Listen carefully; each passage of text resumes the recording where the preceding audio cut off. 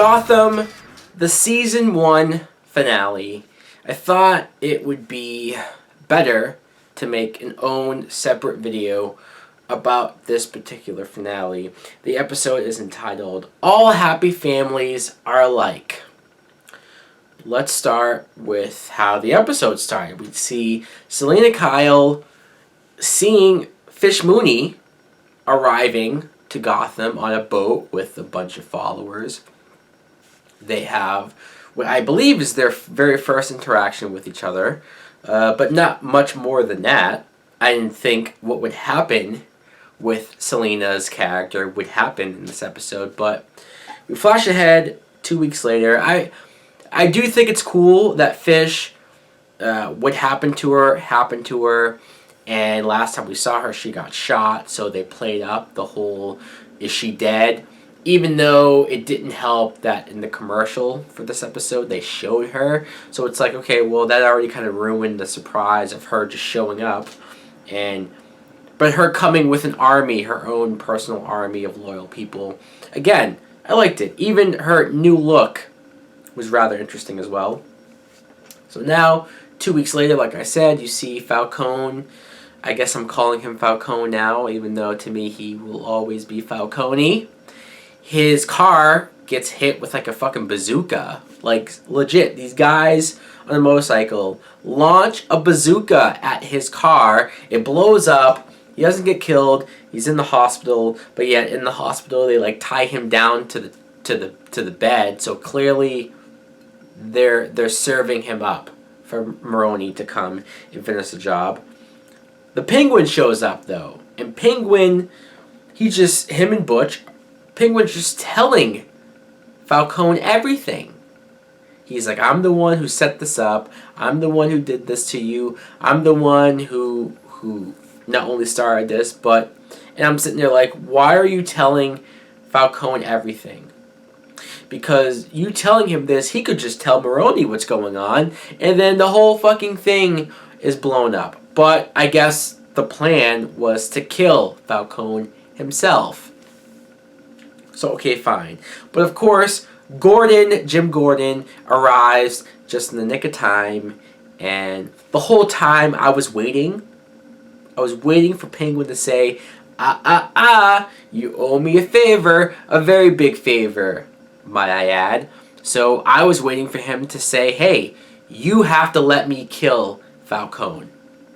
Or you have to kill him. One of the two. I thought Penguin would say this. He never did say it. The only time he brought up the favor was when, after Gordon handcuffed him and Butch and was going to get Falcone out, I guess Gordon was thinking about leaving them there, which means he was going to let them get killed by Mooney's men, which is quite surprising. That's when Penguin said, you owe me the favor, you have to take us with you, and Gordon said, fuck, alright, so at least the favor came into play. I just think that Penguin would have been smart enough to use the favor for, like I said. Oh well, that didn't happen. I do have to mention that Mooney's men can't shoot for shit. You're telling me that 5 or 6 guys who are shooting at one person, Gordon, could never hit him. They all miss. I could, you make fun of the stormtroopers, or you make fun of how in certain movies this type of stuff happens, but usually it's when 2 different groups of people are fighting each other, shooting each other. Like how later on when the 2 gangs are shooting at each other, at least it's like different people shooting in different directions. When these 5 guys are shooting at one person and that one shot hits Gordon, it takes me out a little bit. It was pretty badass of Gordon though, because he was killing these guys. He shot one guy in the head. He was shooting guys in the chest and stuff. So I'm like, okay, he's now gotten himself to the level where he's willing to kill if he has to. So I like that. Now we see that it's not long before they get caught by Fish and her men. And that's where we see Selina Kyle with Fish Mooney in the group. Her new hairstyle. She's just with them. She has a gun. She's like Fish's new right-hand girl. And look, I understand that they probably did this because they needed Selina to be in the finale. It's the finale. You have to have her doing something. And you want to make it seem like she's doing something big and important, so they put her in the story. I get the need to put Selina Kyle in this episode in some form or fashion, but this did not work. For me, I didn't think it made sense that Selina would just randomly up and join Fish Mooney's group. You could say she's a little girl, she's impressionable, she saw Fish and instantly a role model and she wants to be her, I guess. Sure, you could say that, but if you're going to do that, you have to build that up a couple episodes. You can't just have everything with her working with Bruce and her trying to help him out. And sure, she has her tactics. She killed the one guy, so she's not like 100% good, but she was just helping Bruce for a few episodes. To then next time we see her, she's with this gang, and she has a gun, and she's like this close to killing Gordon. I'm sitting there like, this character has completely done a 180 in one episode. I don't even know who this girl is anymore. Oh, well, Catwoman, she goes from being a criminal to a good, like, back and forth. Okay, but she's a fucking kid right now. I was completely confused with her character in this episode. But whatever. I thought it was more than awesome when Mooney and his men come in, and it looks like him and Fish are working out this agreement where she's going to let him kill Falcone, and then she'll be able to take over. The Penguin, being as awesome as the Penguin is, stirring the pot like only he knows how. He has like the best mouth of anyone on this group. He can talk his way out of anything. He basically makes Fish realize that Mooney probably won't need her after he kills Falcone. He's not going to let her rise up to power like she wants. And there's the conflict. Here we have two people who almost don't even realize what the other wants and how much it's going to conflict with the other and how they will be enemies with each other without, again, realizing it. Penguin, just the look on his face when he saw them beginning to snap at each other. I was not expecting Fish to shoot him in the head. Fish just ups and shoots Mooney in the head because he called her babes a couple of times too many. Now, I don't know what he was expecting. I don't know why she gave him a pass. She gave him a lot of passes. She kept saying, she even admitted and agreed to being the number 2 boss. Like, the fact that he got her to agree to that was astonishing. But he kept prodding her. He kept poking her. Of course, she finally snapped. She said, fuck you. She shot him in the head. Mooney's dead. Was not expecting that. It's the finale, so sure, you had to have at least one of these major characters to die. I know comic book lore, mythology says that Mooney's supposed to last longer than he does, but fuck it. I didn't mind it. I thought it was pretty shocking. I was shocked. I liked the moment. It made Fish look like a badass. Then a big shootout happens. Long story short, Penguin wants Fish. One-on-one, which is what I liked. I liked that this came down to the two of them. The only complaint I guess I have about this whole situation is that Fish, her whole motivation, her whole plan was to get revenge on Falcone because I want to say Falcone or somebody that was working for him killed her mom, right? Wasn't that what was going on when she was a little girl? Her mom was killed by Falcone or his men. So she has been doing all of this, pretending to work for him, pretending to do all of this to not only kill him but take his power away from him. And I thought that was a really impactful backstory and plan for her. And I don't think, maybe somebody can correct me if I'm wrong, I don't think she ever told him that. I don't think she ever had that moment where she got to say to him, look, this is what you did to me, and this is how I get revenge on you. That it's never happened, and almost like it never happened, that moment where she said that to Liza. I guess we're just supposed to forget about it.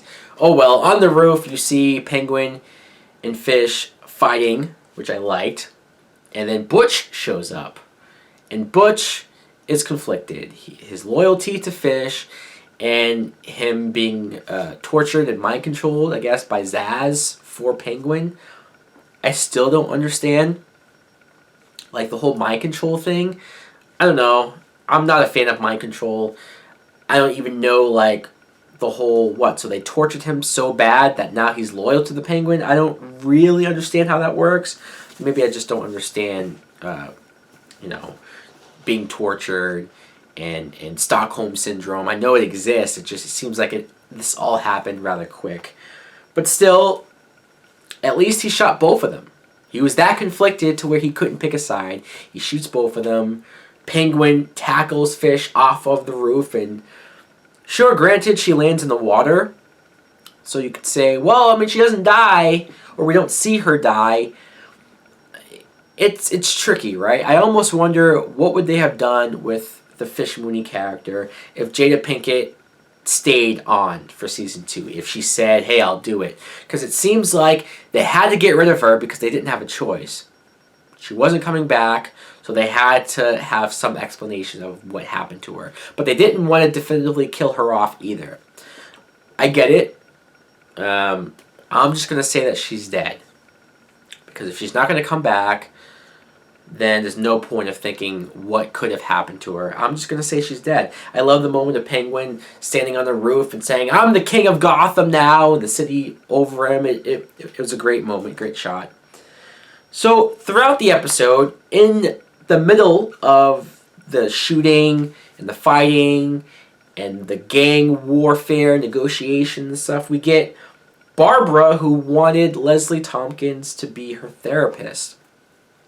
So you get a bunch of scenes of the two of them talking in Barbara's apartment. Very weird because Barbara clearly, she says she's okay. She says she's all right. But she's clearly not. She keeps avoiding talking about the incident that happened to her with the ogre. She keeps wanting to talk about Leslie and Gordon. She keeps asking questions about their relationship and this and that, and Leslie's not really answering. She keeps trying to go back to the incident.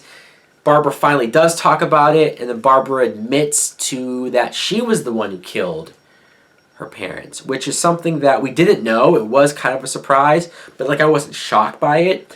Judging by her reaction last week, you had to figure something must have gone down in that whole situation because she seemed too out of it for her to just have been standing there and watching him do it. No, you figure this was Ogre's way of getting Barbara onto his dark side, on with him, and having her do it herself. So there was that. And then that's when we see Barbara go after Leslie and try to kill her. I gotta be honest, I was not expecting this at all. This completely shocked me. It was one of those situations where the whole time they were talking, I thought Barbara was actually gonna come on to her and try to kiss her or something. Which, I mean, I'm not saying that would have been any less weird, but at least Barbara, we've established that she's bisexual, so maybe she's like, oh, well, you know what, if Jim wants to be with her, then let me see what's so good about her. Plus, she's half crazy right now, so it's not like that wouldn't have been too out there. But her trying to kill her is just as crazy. I was shocked by it. I'm thinking to myself, okay, I'm not expecting either one of these characters to die, or I wasn't expecting it, so I was trying to see where they were going to go here. And they're having a scuffle, and then Leslie is just slamming her head into the ground. I thought Leslie was about to kill Barbara, which I kind of wouldn't have mind, especially since I don't really care for Barbara at all. So Barbara going full psycho, I kind of liked it, just because it completely surprised me. It's a direction that I wanted to see what could happen with it. Now I assume they're just going to lock her up in Arkham Asylum, and we might not see her for season 2 or half of season 2. She'll be gone. She'll eventually come back and they'll say, hey, look, they've treated me. I'm better now. Whatever. I don't give a fuck. If this writes her character off for at least a little while, I'm perfectly okay with that. I'm glad they didn't kill Leslie also. What else to talk about? Alright, Mrs. Kringle. She finally figured out the note. And she realizes that every first letter of the line spells out Nygma. And she confronted Edward about this, and he completely denied it. And she had a look on her face like she can kind of tell what's going on. You know, she has a feeling. She left. But the moment that followed that, where Edward basically started talking to himself, and like the way how it was edited, and the flashing, and the multiple, like, seeing all of these, like, him talking to himself, he's seeing all of these things there. He's completely psychotic. He's crazy. He's having a mental breakdown. I don't know if this is the first time he's had this whole talking to himself thing, but it's the first time that we've seen it go this bad, be this bad. And I really like this. I really was fascinated by the Riddler character, the beginnings of the Riddler character. He's becoming one of my most fascinating, interesting characters on this show. So I can't wait to see what they do with him in season 2. Hearing him talk about, like, oh, she's going to figure it out, it makes me think he's going to have to kill her now. Even the moment where he said, oh, you know, she knows how you feel about her and she still treats you like shit. Like, there's a part of him that kind of knows, right? There's a part of him that's fully aware of what's really going on. He's not as naive as it looks. So, again, fascinating character. Bruce Wayne and Alfred, they're looking for some type of clue. Going through all the books on the stand until Bruce finally finds a remote. Presses it, and it wasn't a bomb like Alfred suggests. It makes me wonder if Alfred really knew what this was and didn't want Bruce to find it. I can't tell either way, but we see the fireplace thing move. It goes in like a door, and Bruce looks in and sees what looks to be the Batcave? Question mark? The reason why I'm a little confused by it is because, don't get me wrong, it's a pretty cool last image to leave the season on, to ask these questions. But now I'm wondering too, it's like, wait, so why is the Batcave already kind of there like that? It doesn't really make any sense. I would guess that, at least my understanding of Bruce Wayne finding the cave is that he accidentally stumbles upon it as a kid. I'm not even saying like in Batman Begins or Batman Forever. I'm just saying he finds this cave and then he builds that connection to the Wayne Manor. He builds that entrance. The fact that it's already there, like was Thomas Wayne already Batman? Is this the Flashpoint paradox? I don't know. Again, I'm a little confused by it, but still, we don't know exactly what's going on. We'll have to wait till season 2 for that. All in all, a pretty good finale. I might have had my issues here and there, especially with the Selina character. I don't like what they did with her at all here, but everything else I liked. A lot of shocking moments, a lot of twists and turns, so you can't really complain about that. So guys, let me know in the comments below if you two have seen the Gotham Season 1 finale. What did you think of it? Like, comment, subscribe. Later.